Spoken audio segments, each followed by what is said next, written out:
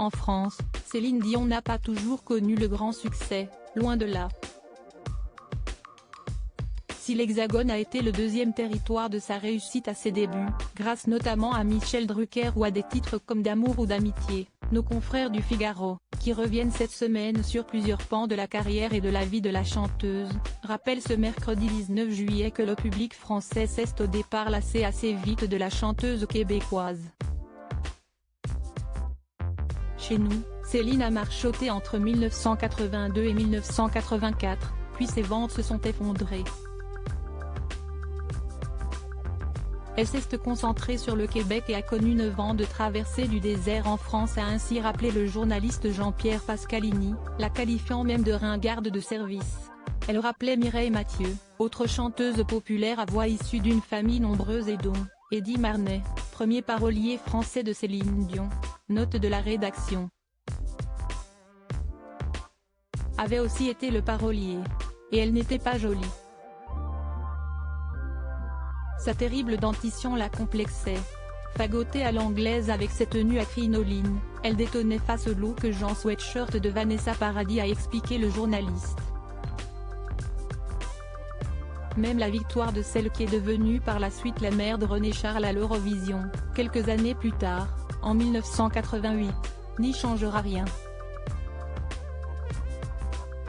Finalement, la situation va s'améliorer pour la chanteuse en France lorsqu'elle va être placée dans les mains de Dominique Segal, un attaché de presse habituellement réservé au cinéma.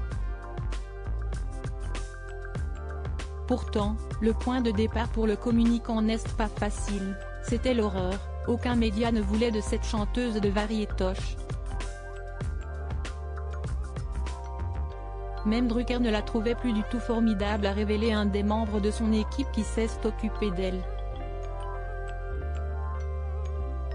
Si est finalement grâce à sa reprise du titre Ziggy, issue de la comédie musicale Starmania, que celle qui a rencontré dans des conditions improbables le taulier Johnny Hallyday renoue avec le succès dans nos contrées, lui permettant de signer pour 3 Olympia en 1993.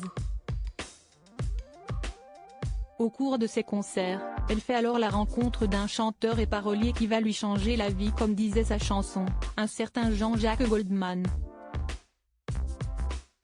Photo, Céline Dion, son incroyable évolution beauté en 50 looks qui ont marqué sa carrière. Céline Dion, son succès à Las Vegas, auquel personne ne croyait, des difficultés et des embûches, Céline Dion en a connu tout au long de sa vie et de sa carrière et n'a jamais manqué de les surmonter.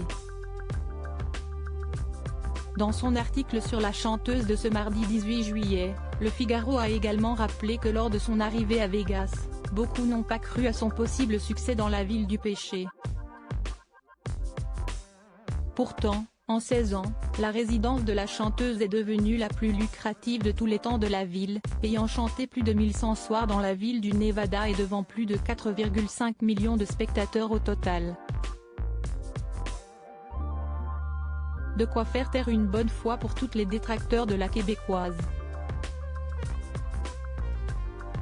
Crédit photo, agence.